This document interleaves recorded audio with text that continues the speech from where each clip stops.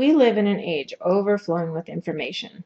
And with so many information sources at our fingertips, knowing where to start, sorting through it all, and finding what we need and want can be overwhelming. This video tutorial will provide you with some answers to the following research-related questions. Where do I begin? Where should I look for this information? What types of sources are available? This is Mrs. DeCret, your school librarian. I'm going to take a few moments today to review with you a research process that I think you're going to find is going to be really helpful for any school assignment you may have while you're here at Steamboat Springs High School. The Big 6 is a process model of how people of all ages can solve information problems or explore a research topic. Successful information problem solving encompasses these 6 stages: task definition, information seeking strategies, location and access, use of information, synthesis, and evaluation. But before we go any further, be sure to have your research assignment on hand right next to you, a pen or a pencil, and some notebook paper. Now that you have paper in front of you, go ahead and fold it into thirds. You're going to use this to take some quick notes on this video tutorial.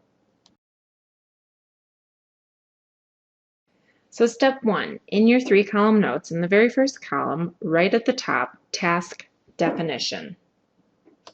This is basically a fancy way of saying, what is it you're looking for? What are you trying to accomplish in your research? A lot of times students come in and they are given a topic that they're not really familiar with, so they just jump right in and start Googling the name or the topic that they've been given. While this is helpful for gathering background information and keywords about the topic, it's not really the type of in-depth research that we're hoping most students get to. Most of the time, the research that you'll be doing in high school will be taking background information and then taking a position or a stance on an issue. This is the part where you really have to understand the assignment your teacher has handed out. What is the task? What are they asking you to answer? Or what topics do you need to be familiar with? And what types of information will you need to answer those questions? Unless you're super familiar with the topic that you're working on, you should spend some time doing some basic research, getting some background knowledge out of a general encyclopedia or an online encyclopedia or even your textbook. This would be really helpful and can be considered your first source. So for instance, if my topic has something to do with civil rights and the influence that Martin Luther King's work had during that time period and also all the way to present day, I'm not interested really in where Martin Luther King was born or where he died. The information that I'm seeking is more about his legacy or the things that he accomplished. So be sure and refer to your research packet often. Your teacher put an overarching question that all projects need to address or answer. In addition, some other questions that you might put in your thesis. So if I'm looking at the civil rights research paper packet, which I have right in front of me, the question is, how did individual courage or character in the face of social pressure bring about changes in civil rights group of Americans? That is a really detailed question. So I can take or lift right out of that question some really good keywords. The word courage or character is really important to this research. So is social pressure, civil rights, Americans. All of those are really important words that I'm going to use in my research, whether it be in a book or online. Doesn't matter.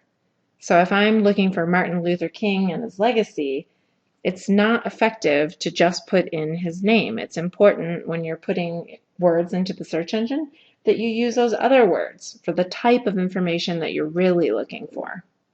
So right now, I would take a minute and in that first column of your notes, define what is your information problem and what are some really good keywords that you can use in your research. You're going to revisit this throughout the process, but this is a good place to start.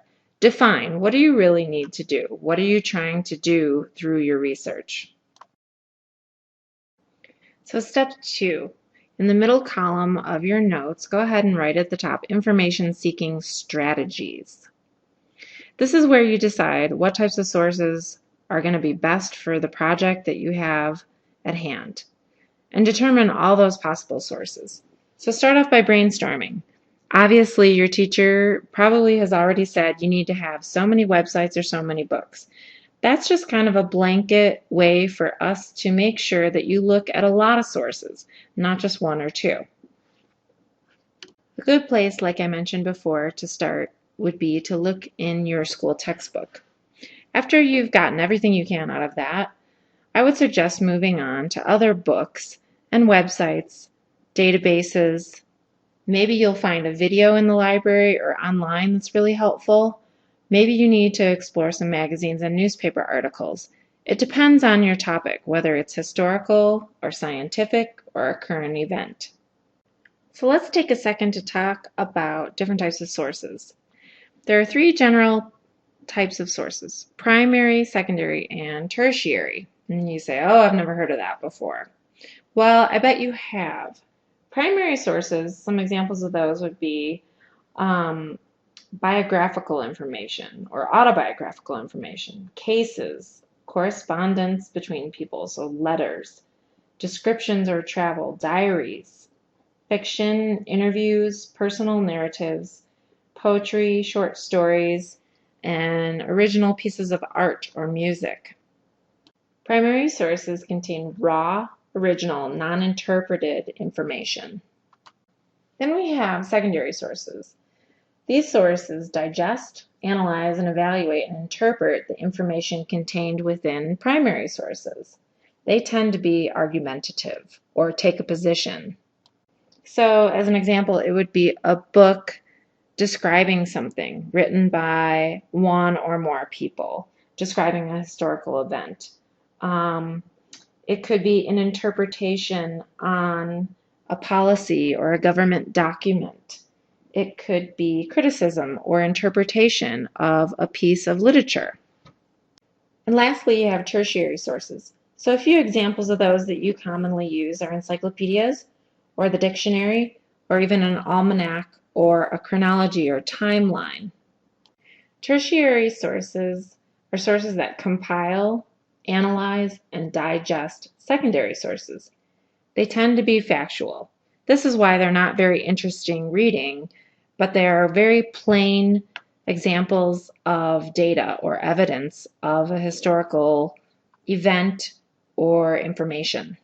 At this point, go ahead and stop and look at your notes and make sure that you've thoroughly covered task definition and information seeking strategies and sources. Go ahead and review those parts of the tutorial that you feel you need to.